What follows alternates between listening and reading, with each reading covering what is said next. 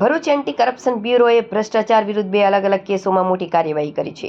એક કેસમાં ખાણ ખનીજ વિભાગના 3 અધિકારીઓએ સરકારને 1,17 લાખનું આર્થિક નુકસાન પહોંચાડ્યું હોવાનું સામે આવ્યું છે.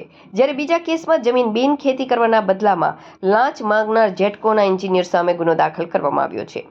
પ્રથમ કેસ અંગારેશ્વર ગામે પરમિટ ધારકો દ્વારા નિયમ વિરુદ્ધ ખનન કરવા સંબંધિત છે. આ અંગેની ફરિયાદ બાદ એસીબી દ્વારા તપાસ હાથ ધરવામાં આવી હતી. તપાસમાં જાણવા મળ્યું કે તત્કાલીન ઇન્ચાર્જ ભૂસ્તર શાસ્ત્રી નરેશ માવજીભાઈ જાની, સર્વેયર અશ્વિન લાલજીભાઈ કોટડિયા અને માઇન સુપરવાઇઝર ભાવેશ રામજીભાઈ પરમારે પોતાની સત્તાનો દુરુપયોગ કર્યો હતો.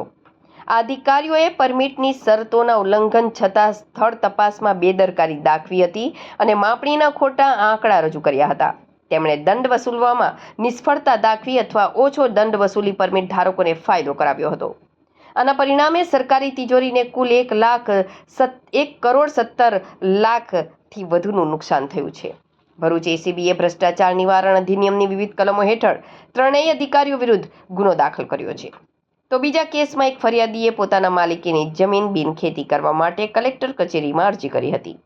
આ માટે જેટકો સબસ્ટેશન જંબુસરનો અભિપ્રાય જરૂરી હતો. ત્યાં ફરજ બજાવતા જુનિયર એન્જિનિયર બ્રજેશ વલદેવભાઈ ગડરિયાએ સ્થળ મુલાકાત લીધી હતી અને આ કામ કરી આપવાના બદલામાં ફરિયાદી પાસેથી ₹1,000ની લાંચની માંગણી કરી હતી.